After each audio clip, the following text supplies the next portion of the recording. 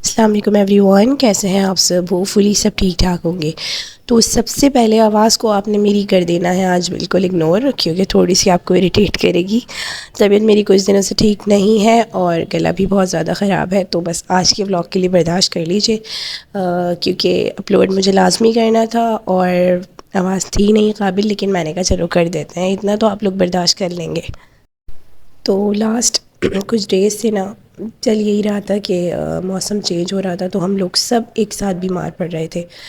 पहले नैमल की वजह से बहुत ज़्यादा परेशान थे, उसको कैनुला पास करवाना पड़ गया और उसकी इंटेस्टाइन्स वगैरह में थोड़ा सा इन्फेक्शन था, तो बस डॉक्टर ने उसको कहा था कि आप इसका कोर्स करवा लें इंजेक्शन का। तो बस उसी में बिज़ी थे, परेशान भी थे काफ़ी। और फिर उसके बाद ज़िमल बीमार हो गई, ज़िमल ठीक हुई तो जब से मैं हूँ, और फिर रमज़ान सर पर है बिल्कुल, उसकी ग्रॉसरी भी करनी थी, सब कुछ था। तो इन्हीं सारे सर्कमस्टेंसेस में ये सारी चीज़ें हम लोग फ़ेस करते हुए कि बीमारियाँ भी हैं, लेकिन साथ साथ हमें अपने काम भी जो है ना वो कंटिन्यू रखने हैं। जैसे कि रमज़ान की ग्रॉसरी करनी है, रमज़ान में जितनी प्रिपरेशंस वगैरह करनी होती हैं, हर चीज़ का जो है ना वो हम लोगों को ख़याल रखना था और देखना था, हर चीज़ जो है वो टाइम पर भी करनी थी। तो बहुत ज़्यादा हैक्टिक स्केजुअल हो गया था और मैं बहुत परेशान हो गई थी कि व्लॉग भी मुझे अपलोड करने का टाइम बिल्कुल नहीं मिला।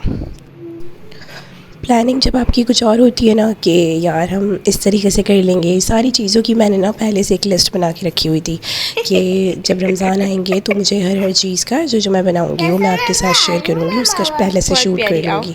लेकिन बस कहते हैं ना जो आप सोचते हो वो नहीं हो पाता है, हमेशा उसकी अपोज़िट ही होता है। तो बस हुआ ही यही था कि जो मैंने काम किए तो हैं, ऐसा नहीं है कि इस दफ़ा कोई काम नहीं हुआ, सारी वही प्रिपरेशंस मैंने की हैं रमज़ान की जो हर साल होती हैं, लेकिन बस उसको जल्दी जल्दी वाइंड अप किया, टाइम किसी चीज़ में नहीं।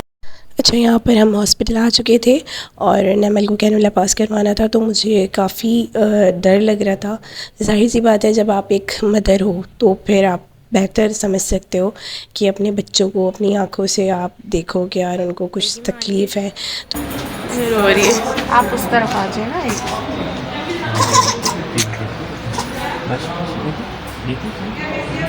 बेटे फीडर दूँ मैं?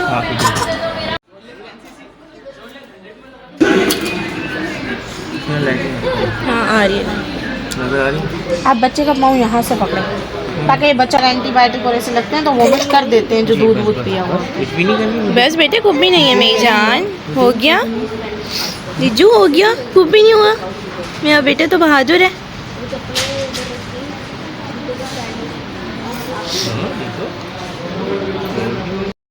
अच्छा, जब सिमल हुई थी ना तो उस टाइम पर मुझे बहुत ही ज़्यादा डर लगता था। इवन मैं उसके इंजेक्शन्स लगवाने, वैक्सीनेशन करवाने भी नहीं चाहती थी कि यार इसको दर्द होगा।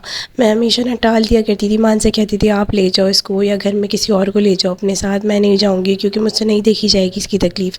लेकिन नैमल की दफ़ा में ज़ाहिर है मैंने इतना ख़ुद पे कंट्रोल किया कि नहीं यार मुझे करना है, और थोड़ा सा अब हौसला मेरे अंदर पैदा हो गया है इस हवाले से कि ज़ाहिर सी बात है तकलीफ़ें तो हैं और ये आती भी हैं, बच्चों के साथ तो कुछ ना कुछ लगा ही रहता है।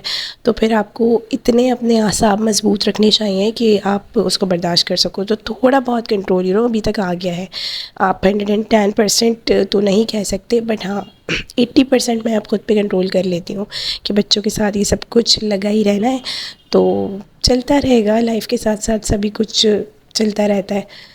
तो बस यहाँ पर उसी रात में जब हमने नैमल के कैनुला पास करवाया तो रात में बस फिर लेट भी हो गए थे, तो इस वजह से हम कहीं दूर हमने प्रेफर नहीं किया ग्रॉसरी करने के लिए। एक नियरेस्ट सुपर मार्केट जो है उसी को तरजीह दी कि यार यहीं से ग्रॉसरी कर लेते हैं। इस तो बस नैमल को हमने घर पर छोड़ा था और साथ में ज़िमल को लेकर हम सुपर मार्केट आ गए थे, क्योंकि ज़िमल को तो वैसे ही बहुत शौक़ है, जहाँ भी जाओ वो आपके साथ लाजमी जाएगी, तो बस उसको छोड़कर कहीं नहीं जा सकते। सिर्फ हम लोग नहीं, घर में कोई भी हो वो उसको कहीं भी छोड़ के नहीं जा सकता। वो कहीं ना कहीं से देख ही लेती है, आप उससे जितना भी चुप कर निकलोगे वो देख लेगी कि आप बाहर जा रहे हो और बस फिर वो आपका जाना माहौल कर देती है। तो बस यहाँ पर ज़िमल इसलिए जो है वो पहले से ही रेडी थी कि मामा पापा जब जाएंगे ग्रॉसरी करने तो साथ में मैं जाऊंगी। वो सुबह से ही तंग कर रही थी कि मामा आप कब चलोगी। मैंने कहा बेटे अभी नैमल की तबीयत ठीक नहीं है, जब बहना ठीक हो जाएगी तो और हम उसको हॉस्पिटल से लेकर आ जाएंगे फिर रात में चलेंगे। तो लेकिन बच्ची है ना, उससे भी सब्र नहीं होता, बहुत ज़्यादा एक्साइटेड हो रही थी तो इस वजह से लेके जाना पड़ा। वरना जो हाल ही हमारा करती है सुपर मार्केट में वो फिर सिर्फ हम ही जानते हैं। बहुत ज़्यादा तंग करती है, हर चीज़ में इंटरप्ट करती है कि मुझे ये भी लेना है, मुझे ये भी लेना है, ये भी ले लो, ये भी ले लो। तो कई चीज़ें तो ऐसी होती हैं जो इसके पास होती हैं लेकिन ये इंसिस्ट करके दोबारा वो चीज़ लेकर आती है और हम समझाते रह जाते हैं कि बेटे आपके पास ये था तो फिर आपने क्यों लिया। लेकिन ये कहती है नहीं मुझे तो दोबारा लेना है। तो बस ग्रॉसरी जब मैंने कर ली थी तो आने के बाद मुझे जब थोड़ा सा टाइम मिला तो उसमें ही मैंने उसको असेंबल भी करके रख दिया और साथ साथ वो सारी चीज़ें मैंने एक लिस्ट में रख ली थी जो कि मुझे रमज़ान के लिए पहले से प्रिपेयर करके रखनी थी। तो आप लोग भी कोशिश किया करें कि जब भी रमज़ान नियरेस्ट हो तो आप सारी चीज़ें पहले से ही प्रिपेयर करके उसको फ्रीज़ कर दें। तो फिर उससे होता ये है कि रमज़ान में आपको इबादत के लिए टाइम मिल जाता है, फिर आपको एक्स्ट्रा इधर उधर या फिर टोटल किचन में नहीं लगना पड़ता। क्योंकि होता भी यही है कि अगर आप सारी चीज़ें एट द टाइम करोगे ना तो फिर अगर आपके पास सारी चीज़ें फ्रीज़ नहीं हुई भी होंगी और आप सोचोगे कि नहीं यार साथ साथ कर लेंगे तो फिर यही होता है कि आप परेशान हो जाते हो कि अभी ये भी करना है, ये भी करना है। सारे काम एक साथ सर पे सवार होते हैं और फिर होता यही है कि जब सारे काम आप एक साथ करते हो तो फिर आप ख़राब कर देते हो। तो बेहतर यही है ना कि आप पहले से ही हर चीज़ को असेंबल कर लो, पहले से ही हर चीज़ हाफ़ डन करके रख लो कि बस जब अफ्तार का टाइम हो तो आपको टेंशन ना हो कि अभी तो मैंने कोई काम किया ही नहीं है। जब आपके पास सब कुछ फ्रीज़ हुआ होगा बस आप निकालो और फ़ौरन उसको फ्राई करो।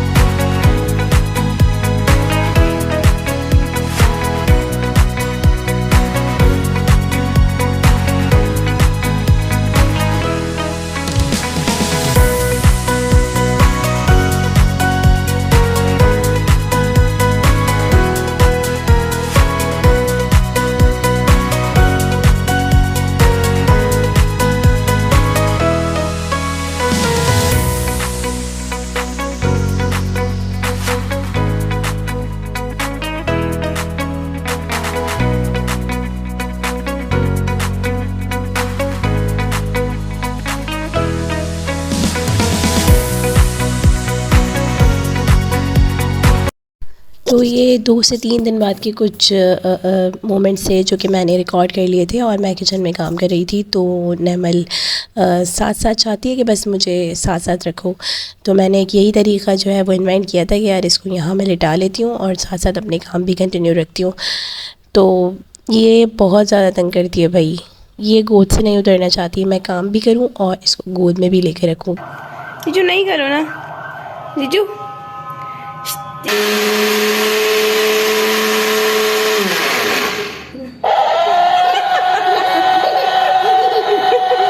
अरे ये क्या हो गया?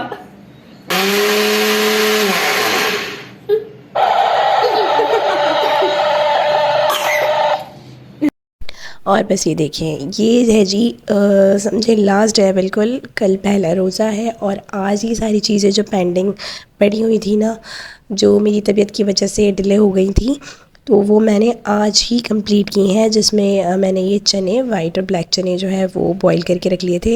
यहाँ पर पालक भी लिया था जो कि पकौड़े वगैरह के लिए, उसको भी पहले ही मैं फ्रीज़र बैग में रख लेती हूँ। साथ साथ ये ब्लैक चने भी बॉईल हो रहे थे।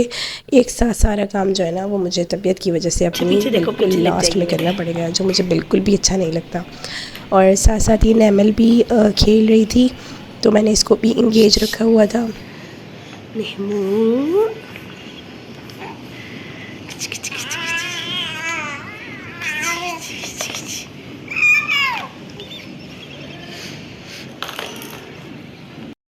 की भी ये सारी प्रिपरेशंस आप देख लीजिए मैंने कर ली थी, जिसमें समोसे, रोल, वाइट और ब्लैक चने और साथ साथ ये शामी कबाब, सबको मैंने जो है वो फ्रीज़र में रख दिया था। और बस मैंने आप लोगों को दिखाने के लिए इसको एक दफ़ा निकाला, जल्दी से शूट किया और बस जल्दी से इसको दोबारा रख दिया।